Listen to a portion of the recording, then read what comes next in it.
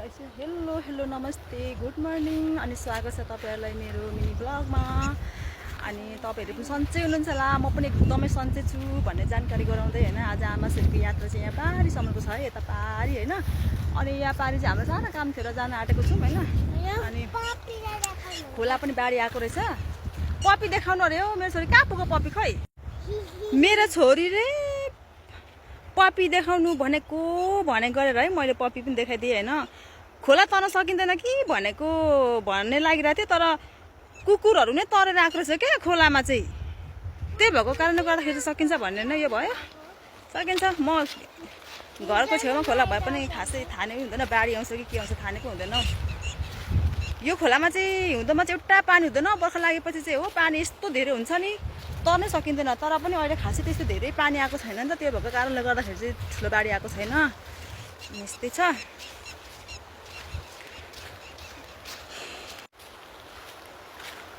डुब्छु है चप्पल खोला, चप्पल खोला पानीमा गर्नुपर्छ छोरी। ए गाह्रो छ जिन्दगी। चप्पल खोल्नु खै म त खोल्दिनँ, म त पर्दैन नि खोल्नु। खैले म बोक्दिनँ चप्पल तिमीको लु, म तिमीलाई तार्छु ल। अब मेरो छोरी खोला तर्छ अरे यहाँ, खोला तर्छ अरे खोला। लुलुलाई यहाँ तार्नै सक्छ होला नि ल होइन। ल मेरो छोरी चाहिँ आफै खोला तरेको अरे। सिङ्गान पनि यति लामो चुहाउँदैछ के भनेर। सिङ्गान पनि कति प्रशस्तै आएको होइन म त। लडिन्छ है ल।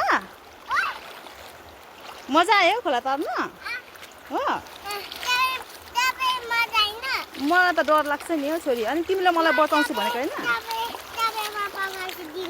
पर्दैन पर्दैन पकाउनु, म आफै हिँड्छु। तर सिङ्गान चाहिँ आयो छोरी, त्यो हेङ्की भएको के काम होइन।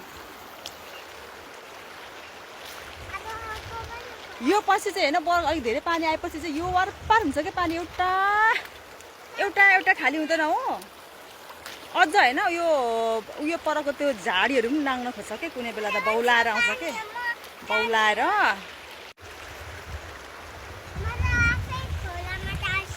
आफै त यहाँ त सकिँदैन काँची। धेरै गरौँ धेरै ठुलो छ यहाँ त सक्दैन। खै म आऊ बोक्छु म आऊ त। चप्पल चप्पल चाहिँ बोक्नुपर्छ हातमा, भरे झर्छ अन्जानमा। ए अन्जानमा झऱ्यो भने चाहिँ के गर्नु हो होइन। चप्पल चाहिँ नफाल्नु ल। अब आमा छु मैले चाहिँ छोरीलाई बोकेर तारेको है। भरे फेरि आमा छोरी नै बग्यो भने चाहिँ के गर्नु फेरि। ए आमा छोरी नै बग्यो भने यस्तो मान्छे हुन्छ बिरामी मान्छे पनि। ह्याप्पी छ त अनि बिरामी मान्छे त हौ। ह्याप्पी छ त हौ।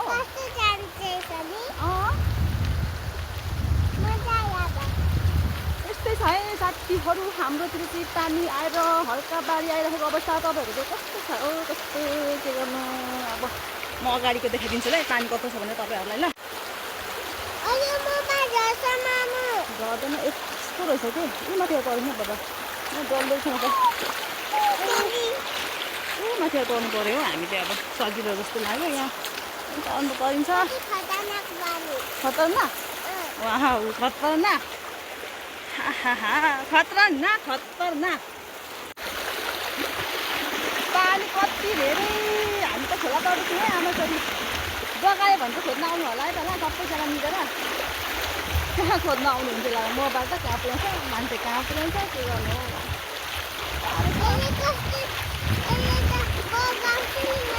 बगाउँदैन यति सानो पानीले बगाउँछ होला त। खोला पनि पाउनु सक्नु आएको थिएन। यहाँ त अङ्कल कहाँ आउनु होला दाजु कहाँ आउनु होला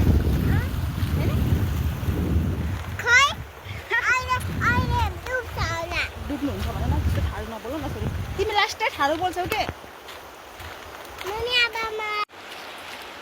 अझै यति बाँकी छ हौ। आधी त तर्यो अझै यति बाँकी छ के गर्नु। यस्तो अल्छी लाग्दो खोला छ नि कसम भनेको। पुल चाहिँ यहाँ बनाउनु छैन त ल। पुल बनाइदिएर ए ए ए पखाउ बोक्छु। ए लु यहाँ जाऊ त यहाँ हिँड ल। हाम्रो बाटोमा पुल पनि छैन, हिँड्नुपर्छ कति दुःख छ। बजार जानु पर्यो भने तलबाट घुमेर घुमेर घुमेर यस्तो जानुपर्छ। हिउँदोमा चाहिँ यो बाटो सिधा हुन्छ है, तर हाम्रो चाहिँ बजार जानु पर्यो भने कहीँ निस्किहाल्नु पर्यो भने आऊ बोक्छु यहाँ ल। खोला पनि तरेर सक्न आँट्यौँ होइन। अब म बोक्छु यस्तोमा चप्पल बगायो भने चाहिँ के गर्नु हो कान्छी खोज्नु पहिलाको मान्छेहरू चाहिँ पुल पनि थिएन नि त अनि पहिले त माथि पाहाडबाट होइन खोला तरेर आउँथ्यो अरे बिचरा बजार अनि अब स्कुलहरू केही होइन पढ्नु आउनु पर्यो भने यतैतिर आउनु पर्थ्यो अरे यो खोला तरेर यति दुःख हुन्थ्यो अरे नि पहिलेको मान्छेहरूलाई तर अहिले चाहिँ पुल पनि बनेकोले गर्दाखेरि सजिलै छ जस्तो लाग्छ तर पनि मान्छेले जति सुविधा भए पनि कहिले आफूलाई चाहिँ सन्तोक नहुने के कहाँ आउनुभएको अङ्कल तपाईँ बजार कहाँ किन खुसी यता म डेटिङ गएको हौ केटा भेट्नु गएको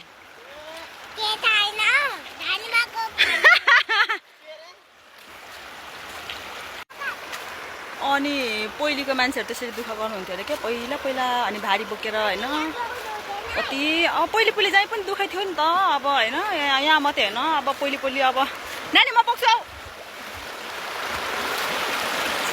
पहिले जाइ पनि दुःखै थियो किनभने नानी चप्पल चाहिँ च्याप है मजाले खुट्टाले ल किनभने पहिले निकै नै दुःख थियो नि त बाटोघाटोको सुविधा थिएन अनि बत्ती बिजुली बत्तीको सुविधा थिएन कति दुःख थियो है पहिले त अहिले चाहिँ अब धेरै सुविधा आएर होला तर यति सुविधा आए पनि मान्छेलाई चाहिँ कहिले भरिपूर्ण चाहिँ हुँदैन कि सम्पूर्ण आफूलाई चाहिँ सन्तुष्ट नहुने कि नपुग्ने के भएको होला मान्छेको जातै यस्तो हो क्या बन्दै होइन खोला पनि तरिसक्यो अब फर्किँदा चाहिँ मलाई यो खोला छ लास्टै होला तरेर हिँड्नै झ्याउ लाग्छ क्या एकचोटि साथीले के गरेर थाहा छ घरमा नानी छोडिराखेर गएको थिएँ होइन अनि बजार गएको थिएँ नानी उयो अरे भनेको सुनेर पछि त म यो खोला त कमर आएको त्यस्तो हाम फाल्दै कुदेको नि खोला त मैले देख्न पनि देखिनँ हौ चप्पल खोलेर क्या अनि त्यस्तो के गाह्रो छ के खाने भन्छ चाउमिन खाने भन्छ भरे के खाने भन्छ अरे पड्किन हामी चाहिँ म कहाँ आएको हामी खासमा खाना आएको हो यहाँ ए छोराछोरीहरूले पनि वाक्कै लाउँदो रहेछ हौ घरि खाने भन्छ घरि के दुःख भन्छ घरि के भयो भन्छ ए तरिका टाउकै दुख्ने झर्को मार्ने भएको छैन हाम्रो साउजी दाजु कहाँ हिँड्नुभएको कुनै थाहा छैन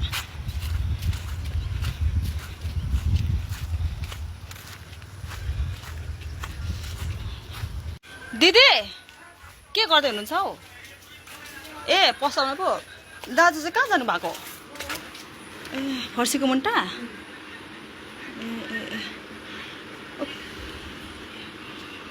ए हो र त्यसो भने गएको उयो चाउमिन बनाउनु छ चाउमिन छ दिदी नानी चाउमिन छैन अरे के खानु यो गाडी बन्द भएको हिजोबाट त्यही भएर होला नि होइन आउ जाउँ हामी चाहिँ फाइनली अब हाम्रो यात्रा सफल हुन लाग्यो होइन भन्दै अब बाई बाई भन्नुभन्दा अगाडि धेरै धेरै माया गर्नु होला भनेर भन्न चाहन्छु